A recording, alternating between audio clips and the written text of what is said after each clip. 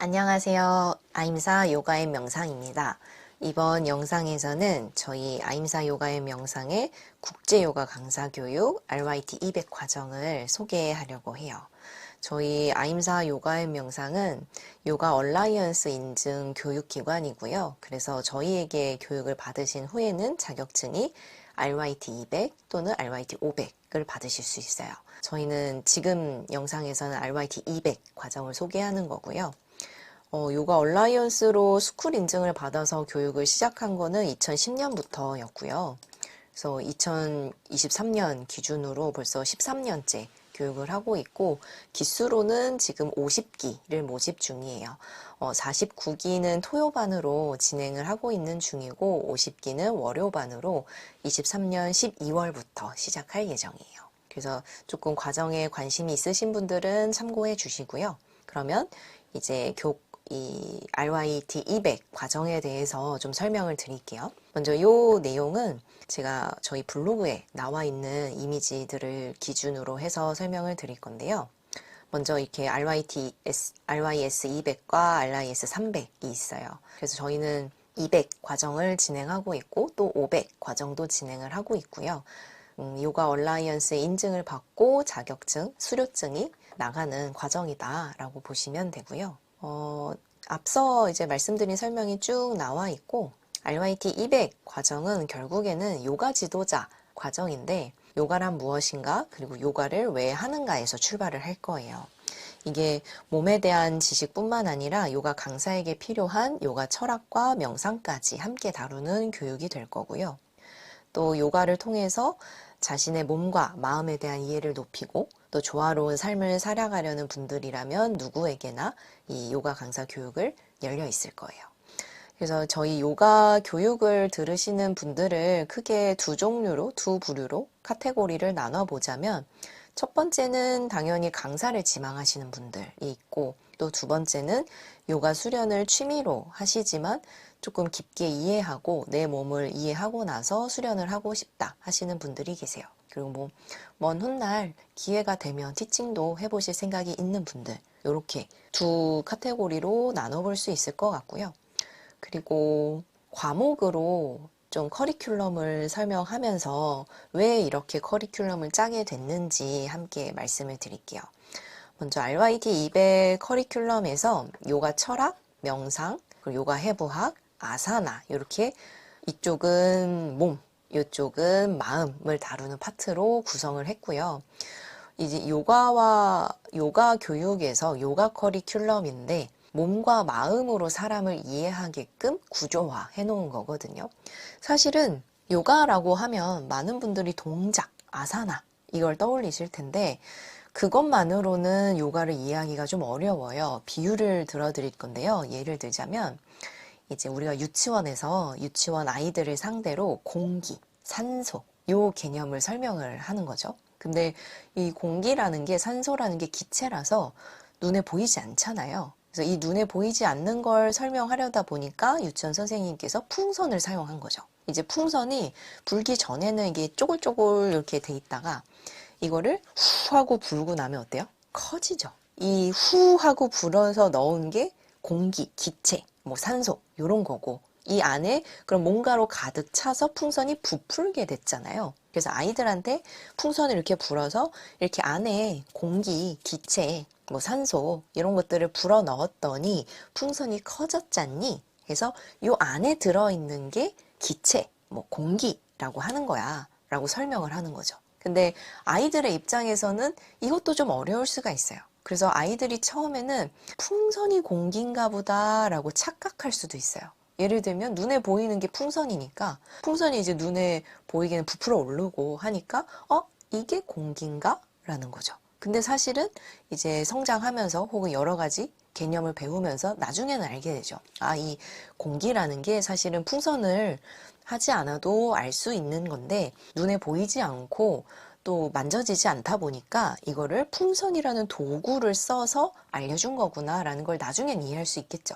요가도 마찬가지예요. 사실은 요가를 이해할 수 있는 수단이 참 많은데요. 그 중에 대표적으로 우리가 접하고 있는 건 아사나라고 하는 몸으로 하는 동작인 거예요. 근데 많은 사람들이 동작을 처음에 요가라고 접하다 보니까 동작 이꼴 요가라고 생각을 하는 거죠. 마치 풍선이 공기라고 생각을 하는 것처럼. 근데 풍선이 공기가 아니듯이 요가 동작이 요가가 아니라는 거죠. 아사나 자체가 요가는 아니에요. 그래서 이 개념을 요가를 조금 더 공부를 하고 관심을 갖다 보면 그치. 동작이 요가는 아니지라는 거를 이해하시게 될 거고 또 그게 진짜 요가의 개념에 가깝기 때문에 몸을 다루기도 할 거지만 그와 더불어서 마음이라고 하는 철학이라고 하는 파트를 같이 공부하시게끔 커리큘럼을 짜놓은 거고요. 그래서 어떤 요가 교육을 여러분이 선택하시든 추천드리는 거는 반드시 몸과 마음, 철학 이 부분을 같이 다루는 그런 교육을 선택하시는 게 진짜 요가가 무엇인지 이해하는데 좀 더 도움이 될 거라고 생각해요. 그래서 저희는 요가 철학과 명상을 같이 다루는 거고 요가 철학은 이론 파트에 해당하고요. 명상은 실습이에요. 명상은 체험의 영역이고 직접 해봐야 알 수 있는 영역이기 때문에 이 철학을 바탕으로 해서 이론적인 걸 공부할 거고, 물론 명상에서도 이론을 공부합니다. 그래서 명상은 주로 실습의 이제 계열이다 라고 보면 되고, 철학은 이론 쪽 계열이다 라고 이해하시면 돼요. 그리고 다음으로 해부학 아사나 파트도 마찬가지예요. 해부학도 몸에 대한 이론 파트일 거고, 아사나는 몸에서 실습 파트가 되겠죠. 그래서 정신과 몸으로 이제 나누어 놨고 또 이론과 실습으로 구성이 되어 있다라고 보시면 되고, 요가 철학의 커리큘럼을 또 구체적으로 보자면 요가는 무엇인가? 요가 철학에서 정의하는 요가는 무엇인가부터 볼 거고요. 또 이 요가 철학에서 말하는 요가라는 개념은 뭔지 알겠는데 이게 현대에서 요가를 행하는 나에게는 어떤 의미를 갖는지도 같이 공부를 할 거예요. 그래서 뭐 요가의 역사 이제 베다 문헌이죠. 그리고 요가 문헌 보면 뭐 우파니샤드, 바가바드 기타, 그리고 요가 정통학파에서 이제 정통 철학이죠. 이제 6가지의 요가 정통 철학이 있는데 그게 뭐 이제 샹키아부터 요가, 그 외에 나머지 4개도 다 다룰 거고요. 또 비정통 해서 유물론, 자인학교, 불교 등 이런 것들을 다 공부를 하실 거예요. 그래서 17주 동안 교육을 진행할 건데 이 요가 철학의 내용이 굉장히 방대하기도 하고요. 근데 그동안 이제 개론처럼 이제 전체적인 틀과 요가의 개념을 이해하실 수 있도록 도와드릴 거고, 다만 저는 강의가 이런 요가 철학의 지식적인 측면을 다룬다면 사실은 요즘은 너무 좋은 강의가 많습니다. 예를 들면 유튜브에만 검색을 해봐도 너무너무 좋은 강의들이 막 교수님들께서, 박사님들께서 해주시는 강의가 정말 많아요. 그러면 아임사에서 요가 철학을 다룰 때의 장점, 왜 내가 아임사에 와서 요가 철학 강의를 들어야 되나, 이 RYT 200 커리큘럼에서 요가 철학 강의를 왜 들어야 되나, 여기에 대한 질문은 지식적인 전달에서만 끝나지 않을 거고요. 이 지식적인 것이 현대를 사는 나에게는 어떻게 적용할 수 있을까? 나의 경우에는 어떤가? 이 요가를 하는 나와의 연결고리를 계속 찾아드릴 거예요. 사실 좋은 이론 많고 좋은 개념 많고 지식적인 공부 많이 하면 좋죠. 근데 지식적인 공부가 공부에서 끝나지 않고 그게 내 일상으로, 내 삶으로 넘어오는 이런 연결고리를 계속 만들어 드리는 게 아임사의 강의 시간이다라고 생각을 하셔야 될 거고요. 또 그렇게 진행이 되고 수업 때도 이런 커리큘럼에 나온 요 개념들을 다 설명드리지만 마지막에는 반드시 질문을 드려요. 그래서 이 오늘 배웠던 요가 개념과 지식적인 측면과 이거를 나의 경우엔 어떻게 적용할 수 있을까를 함께 생각하실 수 있게끔 해드리는 게 강의의 의미가 될 거예요. 그리고 다음으로 명상 파트를 보면 이제 명상에서는 이론을 좀 다루는 걸 주로 설명을 드리는 건데 커리큘럼 상에서는요. 보면 마찬가지로 명상이란 무엇인가? 내가 그동안 경험해본 명상이라던가 아니면 저희가 커리큘럼 상에서 말씀드리는 명상이라던가 명상이 무엇일까? 그리고 내가 명상으로 성취하고자 하는 것, 얻고자 하는 것, 혹은 도달하고자 하는 것, 이걸 다 포괄해서 지향점이라고 이야기할 수도 있어요.